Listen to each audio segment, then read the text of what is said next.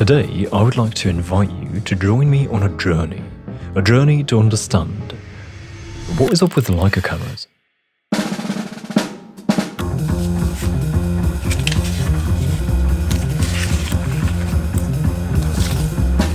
Why is this brand so iconic? What makes them so special? Are they even special? Or are they just expensive cameras for rich posers? I did some research, some thinking, and some trying, and in this video I would like to share my thoughts. Let's go. Leica is a bit of a weird camera brand because it seems that they are associated with a couple opposing things. Unlike Canon, Nikon or Fujifilm that have pretty clear connotations, with Leica I feel like there's this odd clash between their heritage and legacy shaped by the legendary photographers of the past and present who shot and still shoot with Leica cameras, and this image of them just being yet another overpriced luxury brand that makes something but make it exclusive and utterly expensive. Is it just me, or do you also feel like Leica's in this weird in-between space where many view them as a brand that makes unnecessarily expensive cameras that are decent, whereas others are avid fans who genuinely believe that their cameras are up there in the ranks of the best cameras? Well, a little while ago I decided to try to find this out for myself. To begin with, I had a little peek into Leica's history to better understand where they come from, and then I actually went to the home country of Leica, Germany. That sounded like I went on some grand journey to Germany, but the country border is literally just a half-hour drive up north from here. Anyway, I went to see two friends, both are photographers and both shoot with a Leica camera, and so I wanted to chat with them about this. Additionally, I ended up getting the chance to try out a Leica camera quite extensively, so I got to soak up on some experience, which I'd like to share. But before that, let me just speedrun some historical facts. Don't worry, I don't want to make this one of those video essays that begins like, to understand this we have to go back to the medieval times or some many centuries ago, but I do think there are a couple key points that shouldn't be overlooked. One of Leica's most important historical achievements is their use of 35mm cinema film and their camera design that took that film, which basically kickstarted the 35mm film era back in the early 1900s. It is thanks to them that cameras became smaller, and it was their rangefinder style cameras that had significant influence on the way documentary photography, photojournalism and street photography evolved. So I think what the history, even just the oversimplified quick glance of ours, makes clear is that Leica is definitely a seriously influential brand in the world of cameras and photography that, unexaggeratedly speaking, shaped photographic history. And it appears to me that the photographers who chose a Leica camera as their instrument of choice did so for their qualities, be it the rangefinder style, the build quality, or the lenses, or something else maybe. However, since then times have changed. We've seen the SLR dominate the market and the DSLR and the whole digital age take over, and nowadays many of us shoot with mirrorless cameras, which is a technology that Leica has also decided to adopt, and those two seem to be appreciated for being exactly what photographers would expect to get from Leica in the digital age. This apparently incredible tool that they want to work with. Anyway, at this point, it seemed to me that shooting with a Leica was some sort of experience one would have to try out to understand it. And so that brings us to my trip to Germany, when I got to chat with my friends Karen and Flo, and even try shooting with Karen's Leica M6, which she was so kind to let me use for about 1.5 days during my visit. Karen, would you like to try out the TF900? Is this a fair trade? Yeah, a plastic point and shoot for a titanium Leica M6? I think that's pretty fair. Ta-da! Well, pretty similar, just a little bit harder than plastic.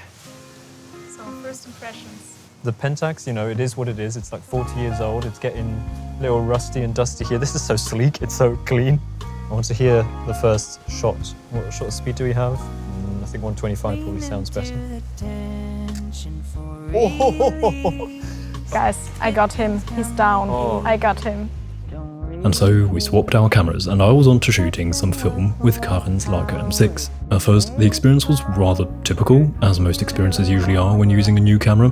I was slow and sometimes confused. That's natural when working with a new camera, at least for me. I kept shooting all day long, so that was some considerable practice straight away, and I noticed how I was slowly getting a hang of it.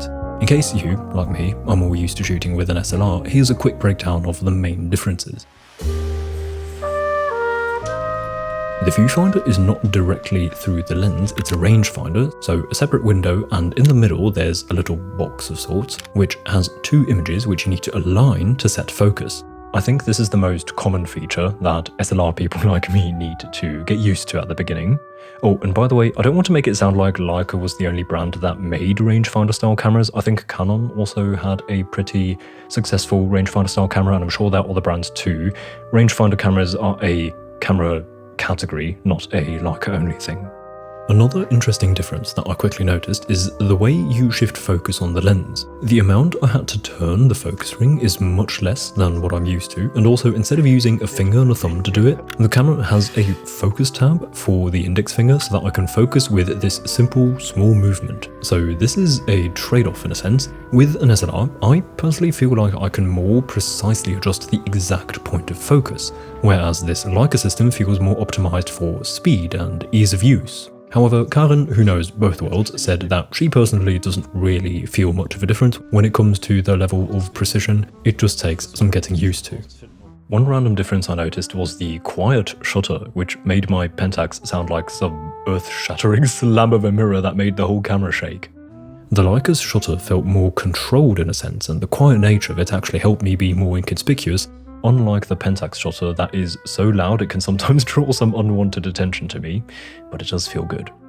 On the other hand, wanted attention is something I would like to direct towards the, in my opinion, incredible platform for creating any website, Squarespace.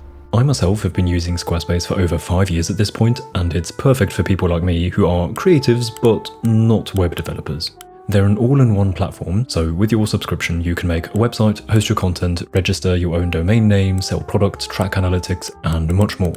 They have this lovely, intuitive drag-and-drop editor called Fluid Engine, which is so easy to use and lets you customize the layout and design of your page. If you need some help when getting started, you can start off with one of the many professional and beautifully designed templates, which you can then customize to suit your own style. Or you can work with Squarespace's AI, which enables you to build a website in minutes by describing it and answering a few questions. All in all, what I think Squarespace is great at is combining creative freedom with ease of use, which I really appreciate. Try it out for yourself. You can head to squarespace.com for a 14-day free trial, and then when you're ready to launch your website, you can go to squarespace.com/Crawford to save 10% off your first purchase of a website or domain. Thank you so much to Squarespace for continuously supporting the channel.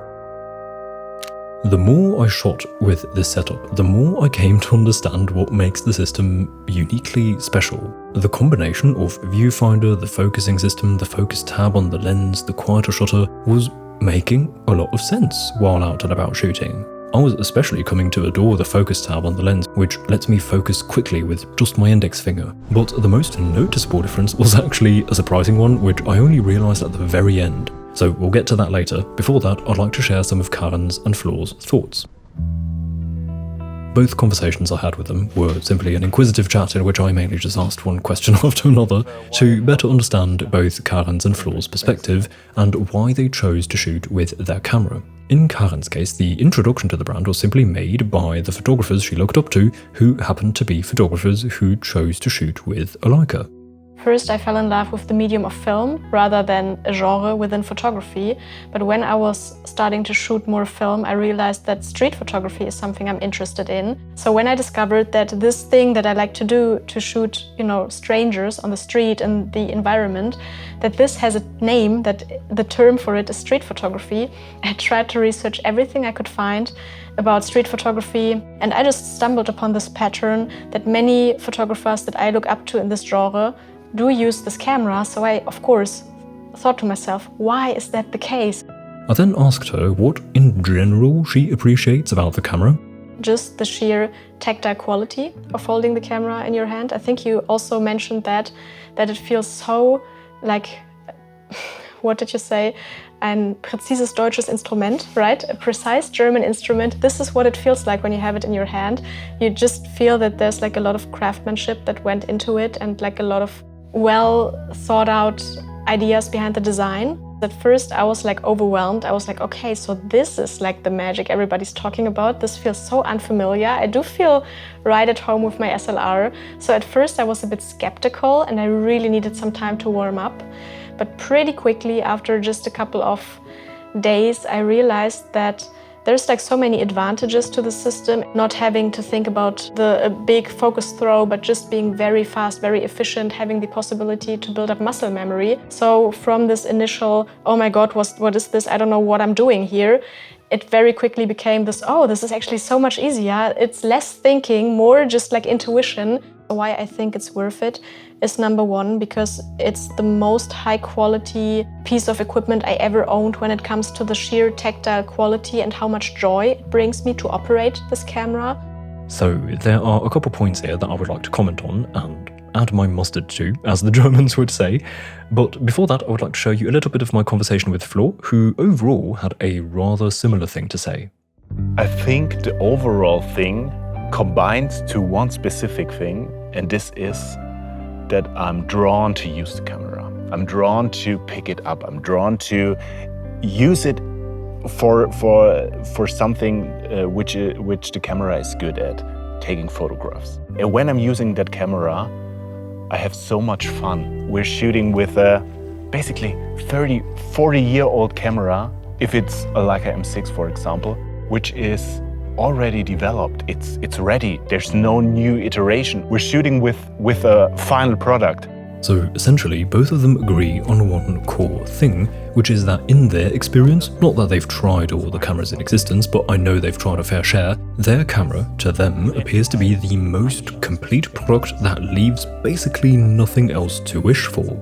I do have to say I'm pretty happy with what I have. I don't feel like the necessity to upgrade my M6. What I found interesting here is that Karin and Flo shoot pretty different subject matters. Karin is mostly a street photographer, whereas Flo mostly captures beautiful scenes in the forest. When I shot with Karin's Leica M6, I really felt how that camera is basically made for street photographers. The rangefinder allows for you to see beyond the actual frame, which can be helpful to anticipate scenes evolving in front of you.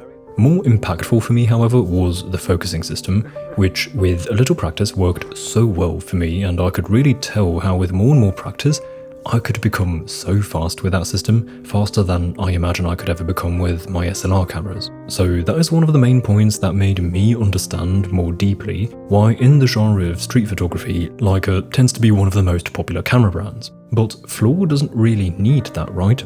Though he too does shoot fast-paced things privately, which he just doesn't share online. And he was throwing his little son up in the air. And this was something I wanted to capture. And it was so cool to be able to do that, because I was really able to pull that focus really fast and to adjust settings to be quick and get that picture. So a lot of that, even if you're not thinking about, okay, I'm participating in those advantages, I'm getting those advantages directly because I'm doing street. In everyday life, there are sometimes really fast situations you're able to get as well. However, the speed itself isn't necessarily the main point that the two seem to appreciate. It's more of an overarching thing that speed is a result of, and that is the disappearance of resistance. There's basically no resistance in using it. I'm not feeling any resistance. The only resistance is that I have to change my film from time to time.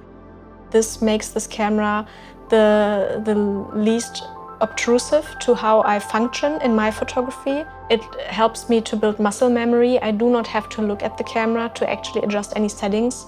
For me, the improvement in speed when I operate this camera is just unbeaten in comparison to any other camera I've used before. It lets me be more intuitive. And this brings me to what I think might be the central reason to why Leica is so highly esteemed among photographers. When a tool is able to erase any resistance, it maximizes the potential of the user. This is something I talked about many times in previous videos. Maybe you remember, for example, my video about my iPhone 15 Pro video setup, which was basically a trade-off I made. The iPhone 15 Pro has pretty good video quality since it's capable of shooting in log, however, it is still considerably worse than my proper cameras. Nevertheless, I chose to shoot with my phone during my time in Japan because its convenience erased so much resistance that I ended up shooting better video with a technically inferior tool simply because the lack of resistance made the process more fun, and you simply can't beat someone who's having fun. That is a core philosophy that I deeply believe, because it is exactly what I have experienced. And then there's Leica. They appear to have combined the lack of resistance without technical inferiority. Some would even argue with technical superiority. So when I choose to shoot videos with my iPhone, I sacrificed some quality in order to increase my sense of joy, which ultimately led to better results. Leica cameras, however, do not require you to sacrifice quality. They combine quality and joy. And it's probably here that I should state the obvious: the sacrifice you make when buying a Leica camera is a financial one, but not the joy and not the quality. Also, one more point I should probably clarify is that my points mainly refer to their analog cameras. In the world of digital cameras, quality as a concept just becomes vastly more complicated. Leica isn't exactly known for their mind-boggling specs, which in the eyes of many, however, is quality. But if you've been following me for a while, you'll know that I don't really equate a camera's specs to its quality. Specs for me personally are secondary, whereas build quality, user experience, ergonomics and such are higher up on the priority list. Now, cameras as a tool for photography are obviously highly individual, so while some, like me, enjoy using Pentax SLRs, others don't because maybe they prefer something lighter. And what I feel like can be observed with Leica cameras is that they've somehow managed to strike an incredible balance and produce a camera that verifiably is massively popular for its qualities among photographers. I think the mystique around their brand comes from their general inaccessibility. Leica cameras aren't the type of camera you just get to try out because that one friend with a camera happens to have a Leica, or that one uncle with a camera is a Leica shooter, which of course is a consequence of their price. But why are they so expensive? This overall can be attributed to their quality standards and manufacturing style as far as I understand. The cameras aren't manufactured as mass-market products, they are rather limited, they're built in Europe, they only use premium materials, and the manufacturing includes a lot of hand assembly. All of this, obviously, comes with quite the price tag. It seems to me that brands such as Sony and Canon are masters at striking the balance of best value that they can produce. So what they ask themselves is, what's the best quality product that we can produce for a reasonable mass-market price tag? On the other hand, Leica produces with a different philosophy, it seems. They are more like, what's the best camera we can make if the price doesn't matter? My guess is that this is why the price tags are where they are. Asking eyes, she's looking through stardust. After 1.5 days, Karen and I reversed our camera swap, so let's talk about my current conclusions of the Leica M6. To start with, I want to tell you that thing that surprised me towards the end. It was actually after I returned the camera to Karen and reverted to shooting with my Pentax Spotmatic F. That camera, all of a sudden, felt a little rattly. I always considered my Pentax SLRs to be really well-built pieces of gear. They have beautiful metal elements that give them a rugged feeling, and they have a decent weight that signals their resilience and durability. And when I first held Karen's Leica, I was honestly mildly underwhelmed. Sure, it felt better, but not worlds different. However, the contrast became clearly noticeable when I switched back. I don't know how this works psychologically, but going from Pentax to Leica felt like a 20%-ish upgrade in build quality, whereas going from Leica back to Pentax felt like a 50% downgrade in build quality. I think it made me notice all the flaws and wobbles and rattles of my Pentax, which I think is quite interesting, and I thought that was worth sharing.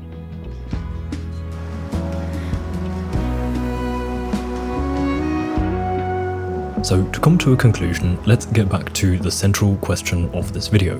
What is up with Leica cameras? Are they just status symbols? Or are they actually incredible cameras? I'd say both, in a way. I think it's undeniable that a brand of this sort unfortunately also attracts certain people who might buy the camera less for the appreciation of its qualities and how that might influence their photographic work, and more for the symbolic status that comes with the brand. However, it has become unequivocally clear to me that Leica cameras are decidedly incredible cameras that happen to combine features that ended up becoming widely appreciated, which still carries the brand's success.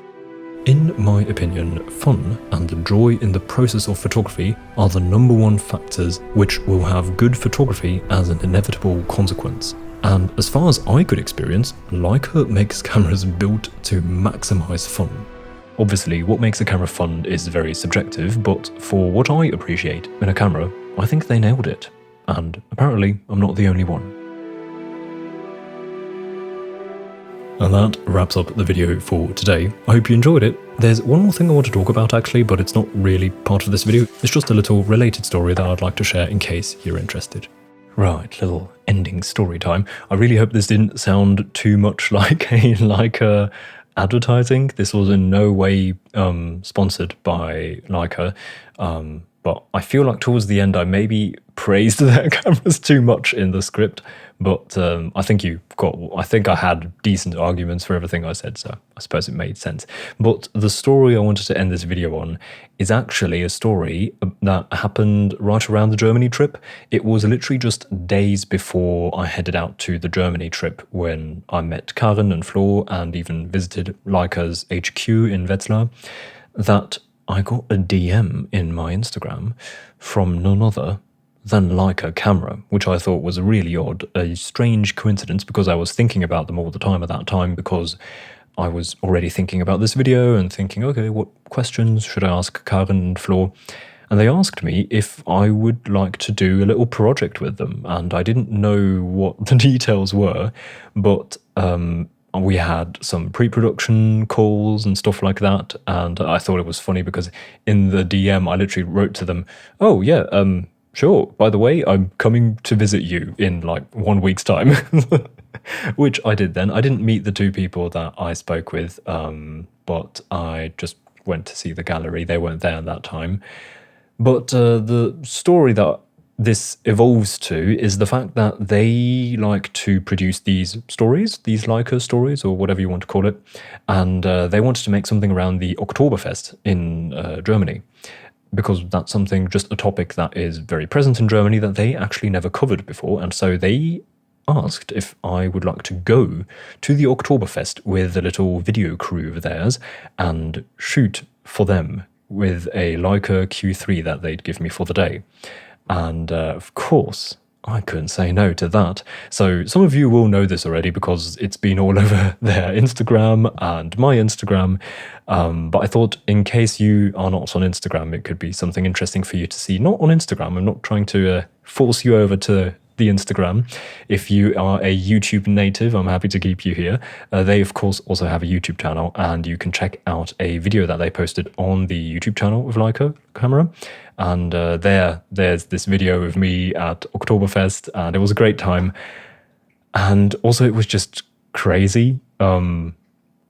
I seriously never ever expected to work with a brand like Leica. Generally this year I've been able to work with some brands that I just never expected to work with. For example, I worked with Hasselblad this year, which you might remember if you were around in spring. I never expected to work with them, and Leica is really just next level for me. I don't know. It's so odd and surreal, but so cool. And yeah, I kind of just felt like I should share this story and also just share my gratitude. I'm really grateful for all of this, and part of this gratitude, of course, needs to go to you as a thank you to you, the community, you, one of the people watching this, who tune in on the channel and meet me every couple weeks to watch whatever I produced. That is obviously a big part of what made all of this possible, so I just wanted to say thank you. And now that we're coming close to the end of the year, you know, we're all getting reflective, so I just wanted to add this little random real talk story time thing at the end for anyone who's still interested in a more uncut, I don't know, personal version of me at the end of this video. Anyway, I think that's all for today. And so with that, this video is now really at the end. If you're still watching, thank you very much. Before saying goodbye, I would like to say thank you to the lovely people supporting me and my work on Patreon. Thank you so much to each one of you. If you're interested in Lightroom presets, color grading tutorials and stuff like that, you can check out my page via the link in the description. Also, I have a print job, by the way, in case that is of interest to you, also in the description. With that said, I hope to see you again soon. Until then, goodbye.